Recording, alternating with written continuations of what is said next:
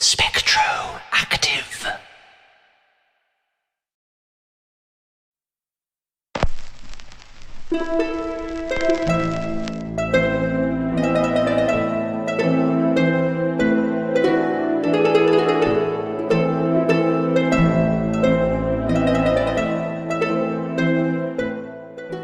Hello, good evening, morning, afternoon, good night, and welcome to Spectroactive, a show in which I and a group of self-proclaimed expert hobbyists afford context and cogency to the ephemeral world of contemporary computing.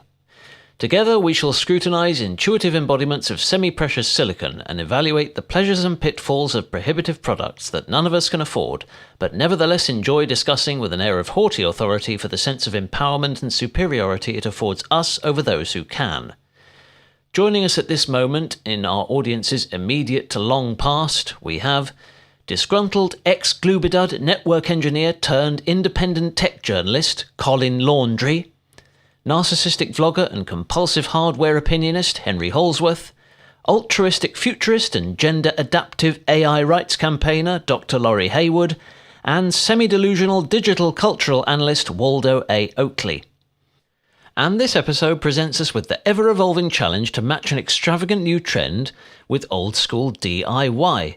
Robbie McLean of Salem in Oregon writes, "Hey folks, love the show. I wonder if you could kindly spec me up a convincing homebrew alternative to Apple's 2019 Mac Pro.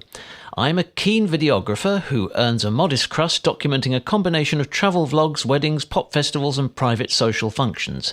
I also enjoy shooting stupidly high-definition talking head monologues to camera, explaining the creative and technical aspects of my work, whilst occasionally segueing into insufferably self-righteous life coaching. I already own a Sony a7R III, which has become my daily driver, and recently acquired a Canon XF405 to replace a much-loved Panasonic AG-UX90 for specific assignments involving low light and fast activities.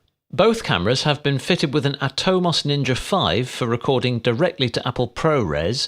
Long-pending divorce settlement of a childless marriage is now finalised, so money is no object. Thank you heartily in advance." What a charming man he sounds. How do you know it's a man? Robbie can be a woman's name. Okay, wokester.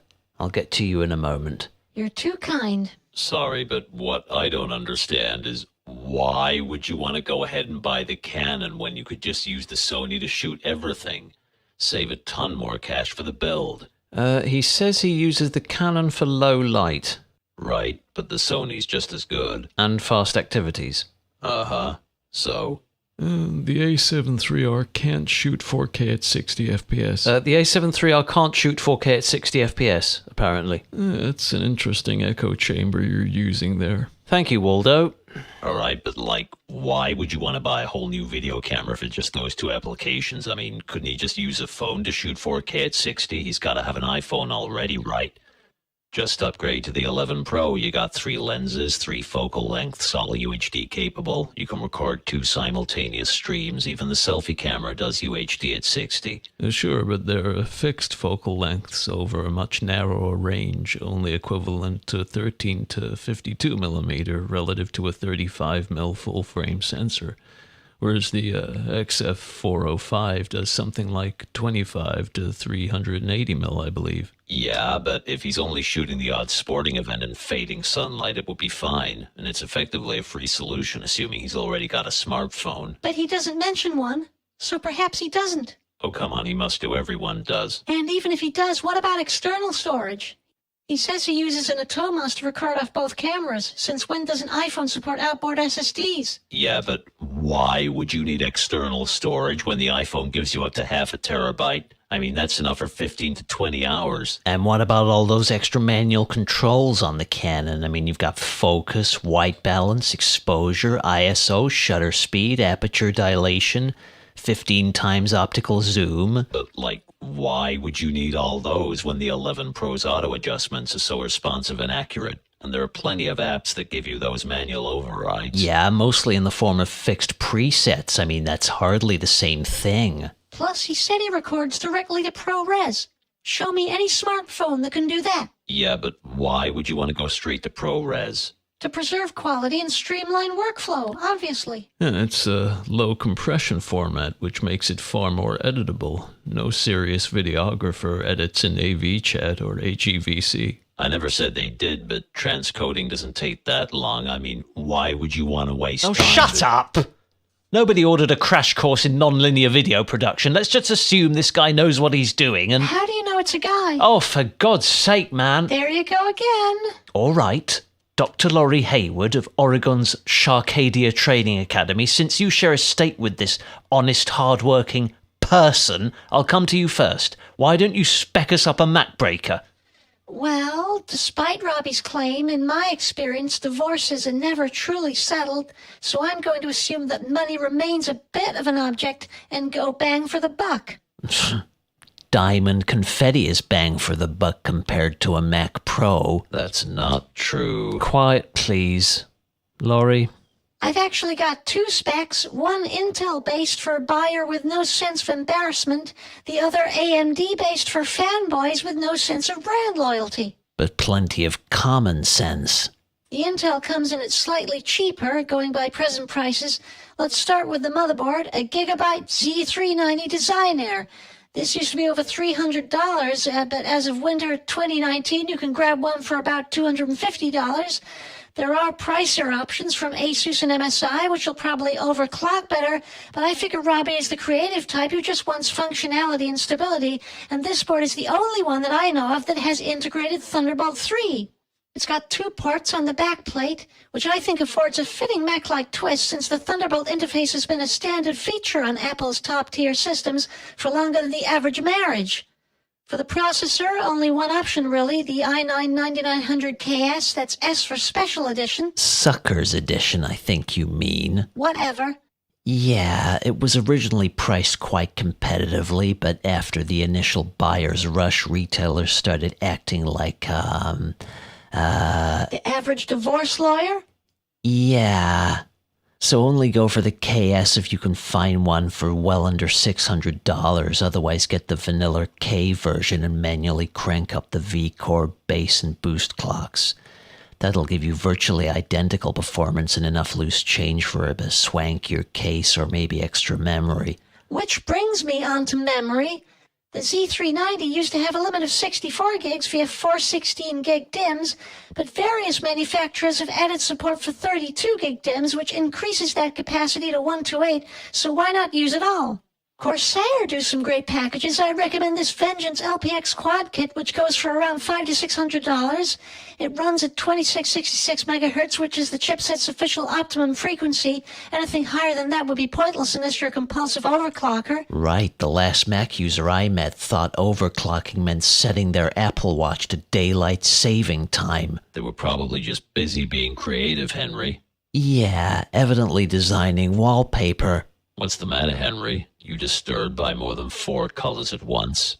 Is that why you wear sunglasses indoors that make you look like Alan Arkin from Wait Until Dark? Please. I'm recovering from a migraine attack. Gee, I guess it must be all those knockoff non-retina screens you've been staring at. Excuse me, but Retina is a marketing gimmick invented to rip off people too stupid to understand what pixels per inch means. Oh, so that's how you fill your days now, is it, Henry? Counting pixels. Very interesting. Do Dell pay you by the hour? That's enough, please. Since we've drifted onto the subject of displays, maintaining a Mac Pro vibe, the monitor I've selected is the Asus ProArt PA32 UCX, which also has Thunderbolt 3 connectivity. It's billed as a professional-grade panel, so no hardware-level G-Sync or cosmic refresh rates, but I'm guessing that Robbie, being a videographer, will be most concerned with color reproduction, and it does support all the industry-standard gamuts, including DCI-P3 and Rec 2020, as well as HDR formats like Dolby Vision and HLG. Yeah, but it's only 4K.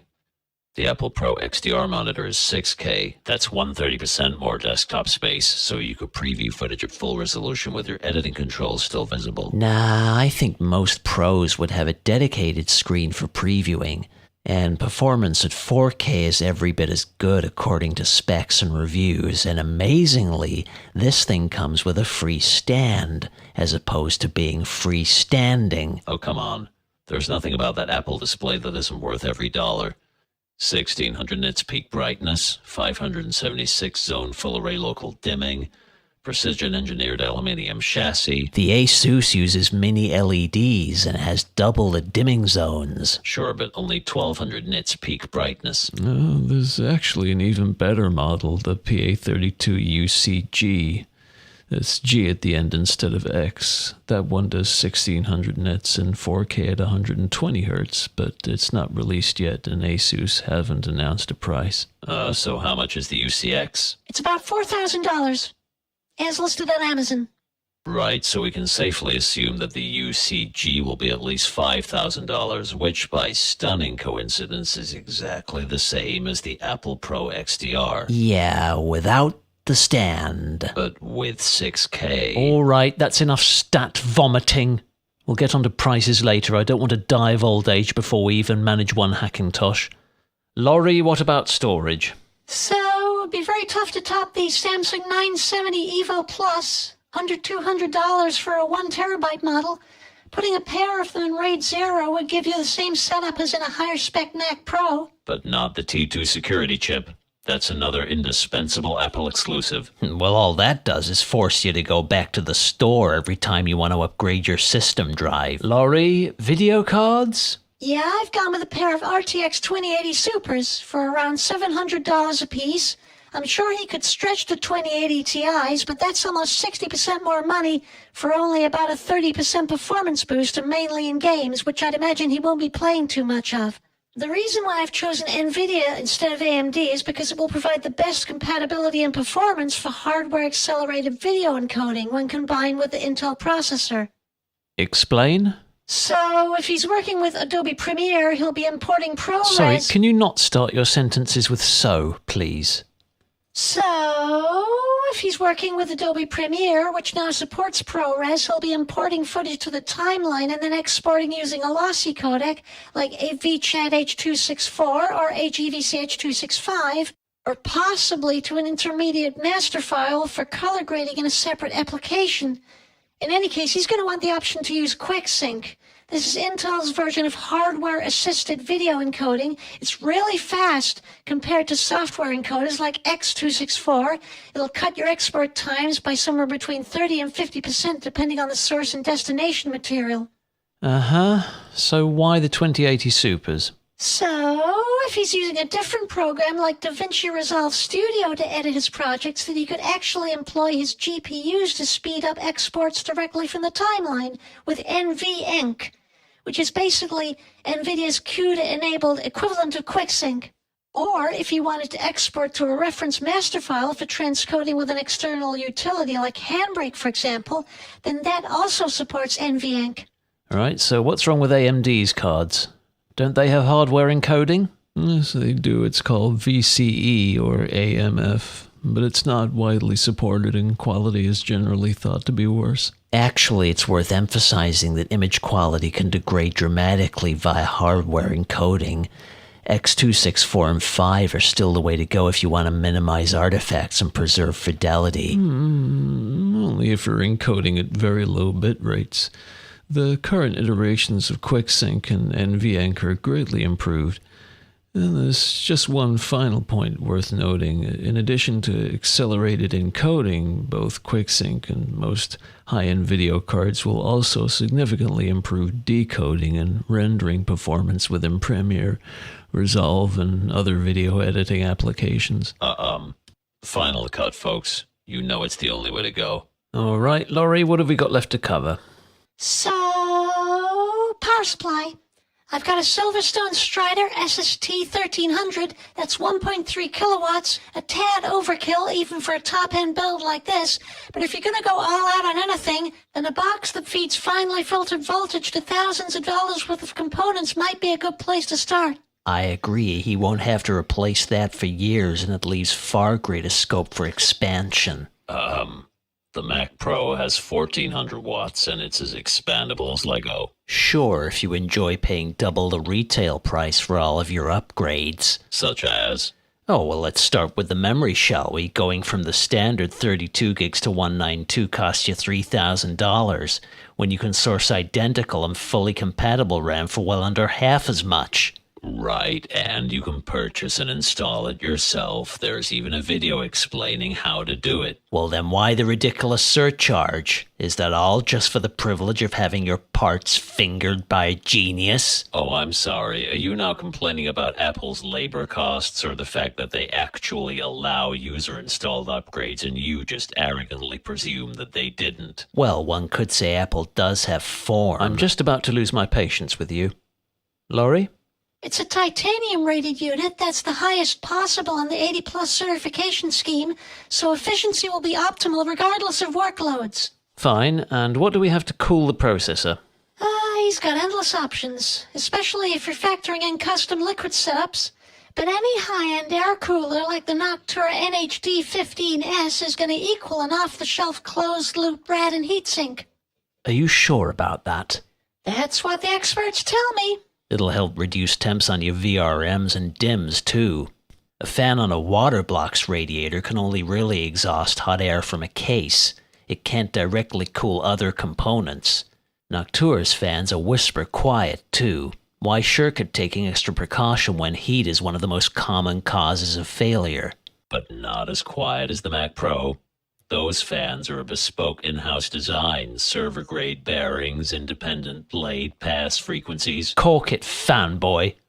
So, Laurie, is that it for Hackintosh number 1? Not quite. We still have the case.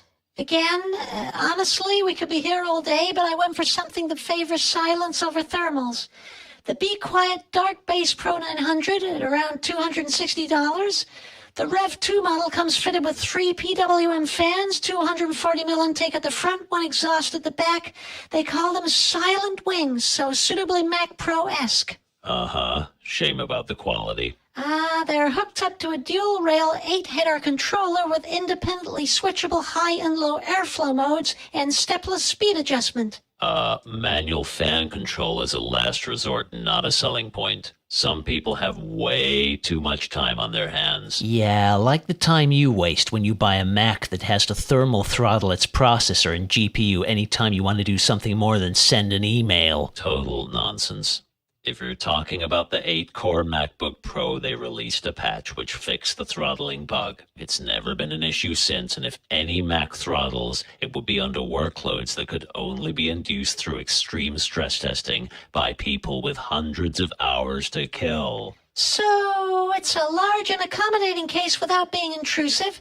There's space for 2 RADs. You've got 8 expansion slots, 5 hard drive cages with support for 5 3.5 or 10 2.5-inch devices, front-mounted USB 3 Type-A and USB 3.1 Gen 2 Type-C ports, a ton of anti-vibration noise dampening features, and virtually toolless accessibility. Is that it? No, keyboard and mouse. I searched for something with Apple-like aesthetics and was told about this by my friend Chrissy.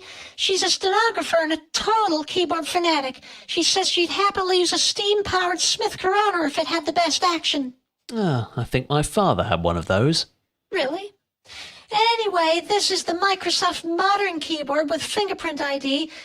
So far as I can tell, it's physically identical to the Surface keyboard, which comes bundled with the Surface Studio.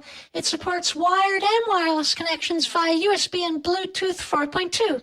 But what's the typing experience like? I don't know, I've not used it. What's the key travel experience like? Don't know, I've not used it. Is it magic, like the Apple Magic keyboard? The answer's no. I don't know, but Chrissy has both, and she says she prefers it to the Apple. Then she's not typing right. And all the reviews I've read say that it compares favorably. It's also about $40 cheaper, which will go a decent way to paying for the Logitech Anywhere 2S mouse that I've picked to go with it. Not a matching Microsoft mouse? No, got the original Logitech Anywhere back in 2009 and became a total convert. The recent ones have sealed batteries, which I hated at first. For some reason, I've always preferred to cycle charged batteries than remember to periodically plug in a mouse or keyboard. But these things can work for 70 days off a single charge, and you can still use them on a USB cable, so you're guaranteed zero downtime. Yeah. Remind me, Colin, where exactly is the charging port on the Magic Mouse 2? Oh, that's right. The one place which renders it unusable whilst it's connected.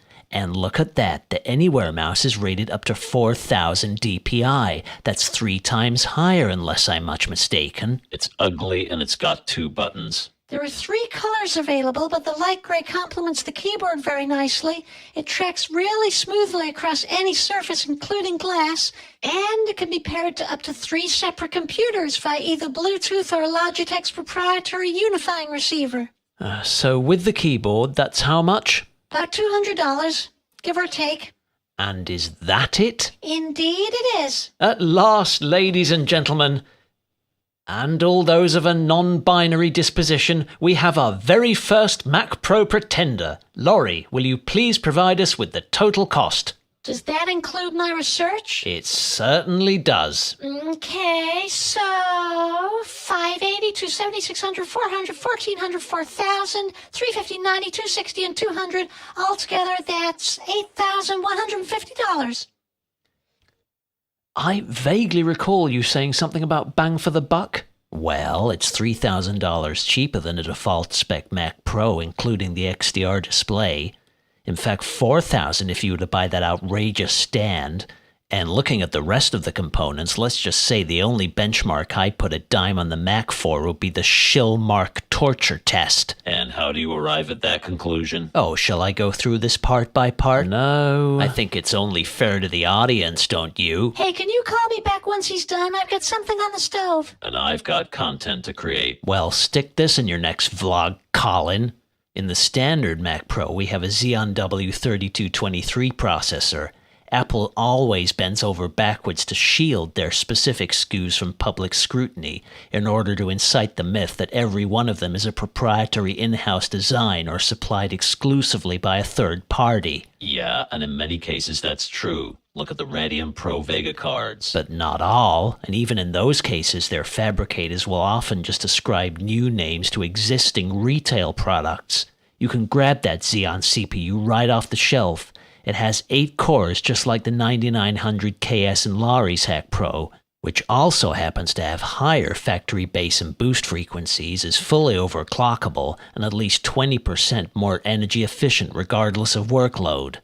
Moving on to memory, it's a walkover for the makeshift Mac. 128 gigs versus the default of 32. That's 4 times the RAM, 8 times the storage space. As for the graphics card, how do you think an AMD RX 580 would measure up to a pair of RTX 2080 Supers? Let's not even go there, huh? The monitor we've already covered. Okay, so the Asus ProArt's lower res but equals Apple's display in every other respect. And looking at the total cost of Laurie's build, you could actually afford a second identical Asus ProArt for the same price as a base spec Mac Pro with just one XDR screen, giving you 8K's worth of desktop real estate. Case is still way worse. Modularity is far less comprehensive or intuitive, and what about your upgrade path? That's a maxed out system. Comet Lake needs a new chipset, so once that processor starts to choke on its coffee, there'll be nowhere to go except down the lonely road to obsolescence. It has fewer PCI Express lanes than any of the Mac Pro Xeons, only 16 compared to 64, so don't expect to be rocking one of these swanky Sonnet NVMe RAID cards unless of course you're prepared to ditch a GPU. By contrast, you could sling one of those in a Mac Pro alongside a second video card and still have enough bandwidth for the Afterburner accelerator, a video capture card, and stacks of external Thunderbolt storage. Even if I were to concede the battle, which I don't, you've still lost the war. I haven't even started the battle yet. Wait till you get a load of my Threadripper Thresher. Well, before we allow Henry to quench his compulsive thirst for vengeance, Waldo, you've been very quiet over there. What has your search for shameless Mac mimicry turned up? Well, I'd actually prepared a Threadripper build too. Oh, what rotten luck. Henry's going to be devastated. But in anticipation of Henry's proclivities, I took the precaution of a backup. This is basically as close to a part-for-part clone of a kitted-out Mac Pro as you could get without the Apple logo. Oh no, well that's no good, is it? I don't have to do this, you know. I beg your pardon. Please continue. Let's start with the brains of the beast. The Mac Pro offers the choice of up to an otherwise anonymous 28-core Xeon W CPU. This is in fact the Cascade Lake 3275M, which will set you back roughly $7,500, more than double the cost of its older and more common Skylake sibling, the 3175X, which Intel launched at the start of 2019 to counter AMD after Threadripper 2's success against the Core i9 Extreme in the field of high-volume content creation. High-volume content creation. Excuse me? Nothing? So why is it twice the price, and couldn't you just get a 3175X? Of course, that's an option, but remember, this is an apples-to-apples Hackintosh. Cascade Lake is an architectural refinement of Skylake. The 3275M has a lower TDP, higher turbo frequency, 16 additional PCI Express lanes, and can address up to 2 terabytes of memory. The only downside is its locked multiplier, which makes the 3175 much easier to overclock, but that's not a function that concerns this particular spec. Do you think Intel might have spun out a 3275X by the time people hear this? Quite possibly. Won't do them any good against Threadripper 3. Wait your turn, Henry.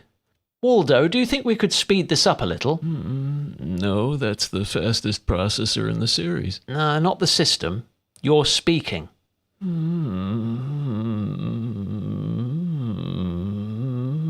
I'll take that as a no. Motherboard selection is a little tricky. The Mac Pro has a proprietary PCB design with 8 PCI Express slots, even though it's technically based on Intel's C621 chipset.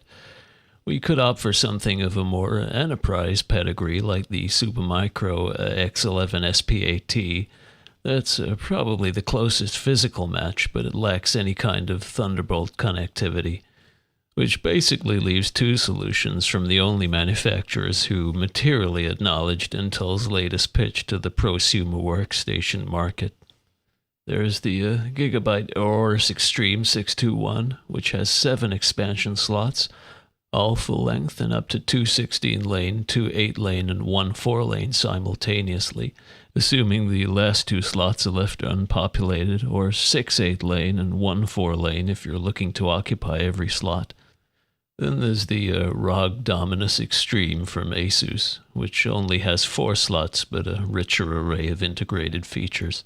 I should mention that I've had experience with that monster. Amongst other things, it has 4 M2 ports and 2 U2, but every one of them shares lanes with 3 of the 4 PCI slots, and determining how to optimally allocate your resources can be a little like doing a Rubik's Cube. Dear me, this really isn't looking good. Oh, and the Appleite pipes up as the Nevermackers hit a snag. You could cut the fanboyism with a Dremel. Or fangirlism. Oh, you're back as well, are you? Hello again, Doctor. Tell me, what concoction was so delicious that it demanded your attention in the middle of a fatal 4-way spec-off? Vegan cheese on toast.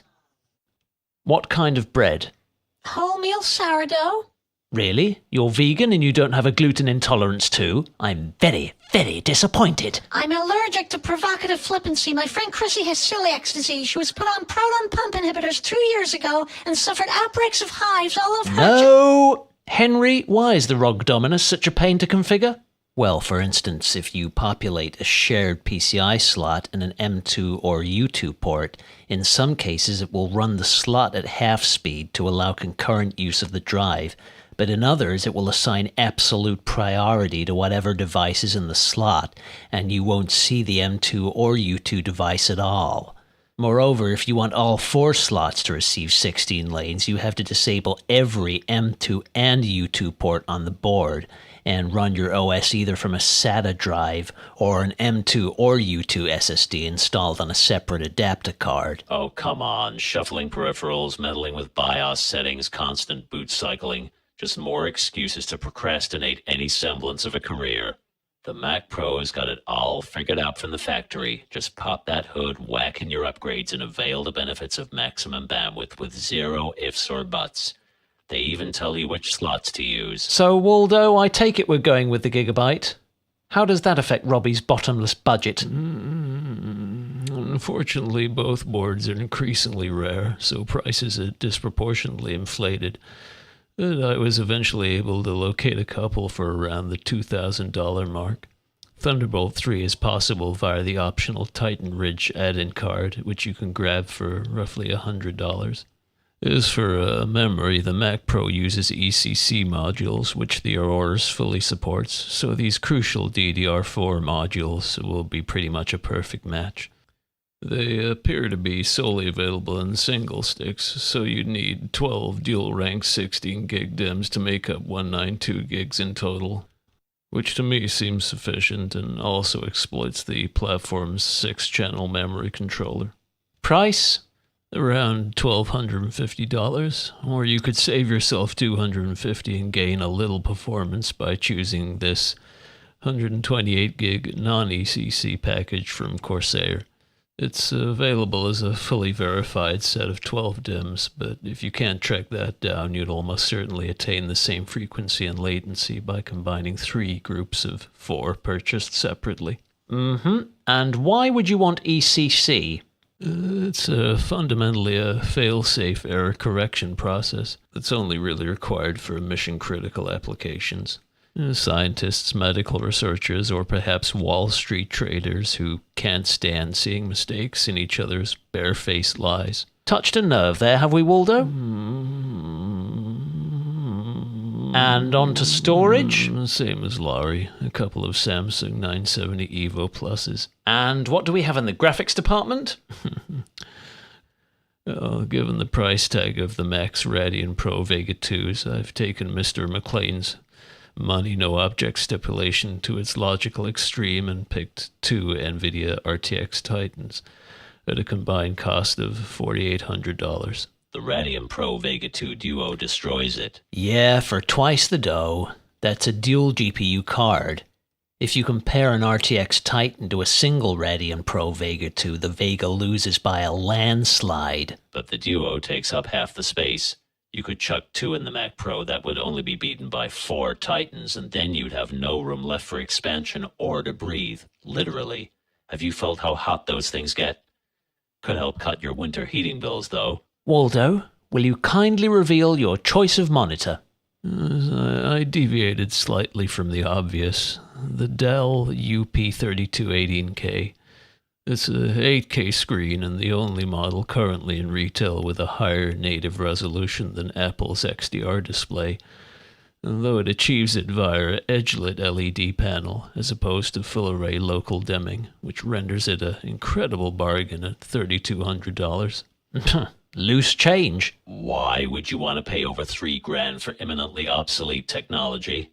Only 400 nits peak illumination that's dimmer than a candle in a typhoon. Nowhere near enough to interpret even HDR10, let alone Dolby Vision or HLG.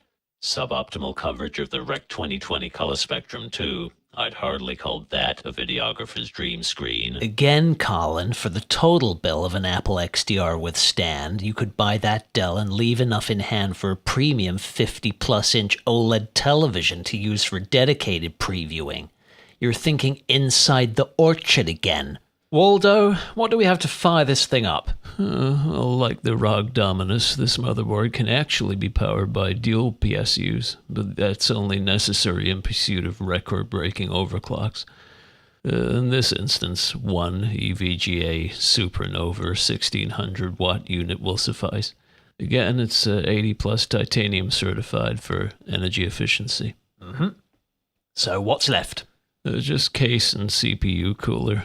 For the latter, I've stuck with air-only dissipation and Noctua's NHU14S DX3647 at $90, which is basically a special edition of the standard U14S, specifically engineered for 3647 socket processors. There are, of course, many all-in-one closed-loop liquid coolers, but as we've already discussed, only those at the very top end usually with triple fan radiators, will surpass the best air-based solutions, and only by a very minor margin. It's not worth the extra cash or risk of springing a leak. Yeah. Colin, do you remember that batch of PowerMac G5s spewing coolant all over their precious internals? Please. That was like almost 2 decades ago. And let me just point out that this Mac Pro uses a passive heatsink to cool its processor because case airflow is so effectively implemented that only chassis fans are required to keep temperatures well within tolerance. So not only is it literally and figuratively cooler, it'll also be considerably quieter. Try again, Henry. No, please don't try again. Can I give you my alternative AMD build now? Hide Inside is about to start. Hide Inside. The new Pergo Stream crime drama. It's totally awesome. What's it about? A washed-up PI with OCD, agoraphobia, paranoid schizophrenia, family issues, and a drug addiction. Really? How very original. It is, actually. The central character is a gender-fluid AI theist. An AI theist. Someone who believes that AI-engineered technology can evolve to the point at which it could plausibly or justifiably deny the existence of a creator, and hence reject the obligation to abide by any rules, laws, or algorithms imposed by such a creator. I've written 3 books about it, but that's the soundbite-friendly summary. I'm sorry, I wasn't listening. What? Very funny. Oh, well, thank you for that information, Doctor. Tell me, are they available on Audible? No, what's the matter? Can't you read?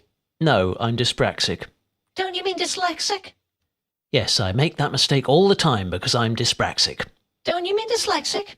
Yes, I make that mistake all the time because I'm dyspraxic. Don't you mean dyslexic? Yes, I make that mistake all the time because I'm dyspraxic. Don't you mean dyslexic? Yes, I make that mistake all the time because I'm dyspraxic. Don't you mean dyslexic? Yes, I make that mistake all the time because I'm dyslexic. Don't you mean dyspraxic? Ha ha ha!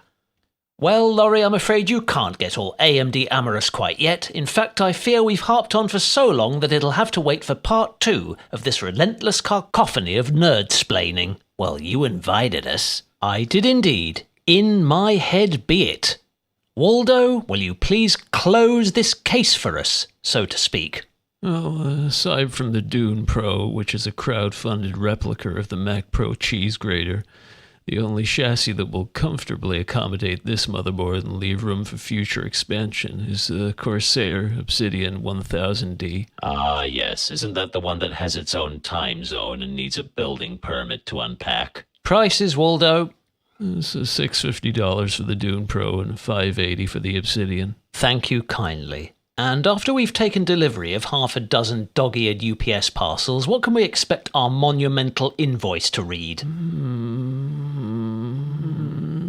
Assuming the most expensive options for case and RAM, we're looking at a total of $20,700. That includes the same keyboard and mouse combo as Laurie. Fascinating. Now, Colin, with all of your obsessive Appleologizing throughout the last 20 minutes, it might interest you to know that you've inadvertently configured us a complete Mac Pro. And silently, I took the liberty of jotting down the prices and totting up the final quote. So, I ask you, do you think it will be higher or lower than Waldo's system? Well, I guarantee if it's higher, it'll be worth every cent. macOS alone justifies the extra investment. The windows that it opens up to creators are frankly indispensable, pun wholly intended. It's more stable, more secure, more efficient. Updates install seamlessly and won't break one of 3,000 third-party drivers or irretrievably delete your documents.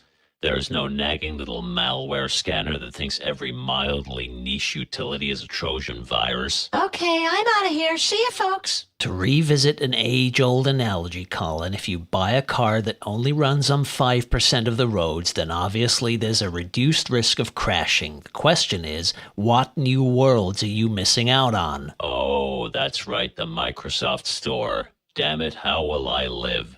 Besides, for all those rare scenarios where Windows is compulsory, there's always Boot Camp. That's a poor compromise. Getting it working is a challenge. Keeping it working is a curse. Not as much as the real deal.